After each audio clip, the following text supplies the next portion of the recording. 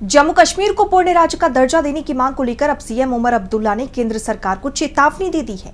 उनका कहना है कि सरकार यहां के लोगों के सब्र की परीक्षा ना ले, वरना यहां भी लद्दाख जैसे हालात हो सकते हैं। इसके साथ ही सीएम ने बीजेपी को लेकर बड़ा दावा भी किया, जिसे लेकर अब हर तरफ चर्चा तेज हो गई है। देखिए ये रिपोर्ट। सीएम उमर अब्दुल्ला ने जम्मू कश्मीर का राज्य का दर्जा बहाल करने की मांग को लेकर केंद्र सरकार को चेतावनी दे दी है। उन्होंने साफ कहा कि राज्य का दर्जा लोगों का मौलिक अधिकार है।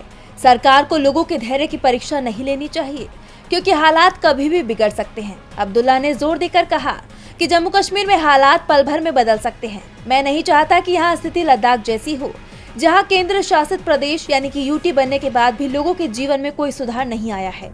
उन्होंने केंद्र सरकार को याद दिलाया कि उसने सुप्रीम कोर्ट में भी जम्मू कश्मीर का राज्य का दर्जा बहाल करने का वादा किया है।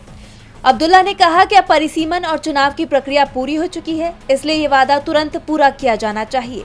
उन्होंने ये दावा भी किया कि चुनाव के बाद मेरे पास बीजेपी के साथ जाने का विकल्प था, लेकिन हमने ऐसा नहीं किया। यदि हम उनके साथ जाते तो अब तक राज्य का दर्जा मिल जाता।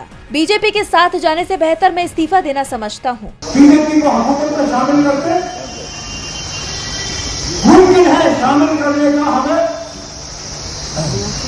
ये तोहफा मिलता कि फटाफट वो हमें रियासत का दर्जा दे दे।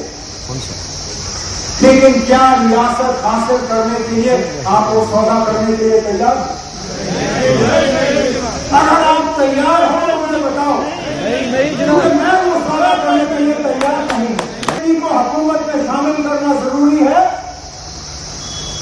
तो मेहरबानी करके मेरा इस्तीफा आप लोग कबूल कर लीजिए और यहाँ किसी और एमएलए को आप वजीर आला बना के बीजेपी के साथ हुकूमत बनाओ।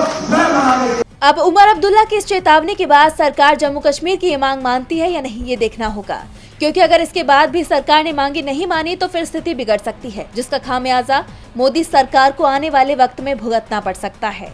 डीबी लाइव की रिपोर्ट।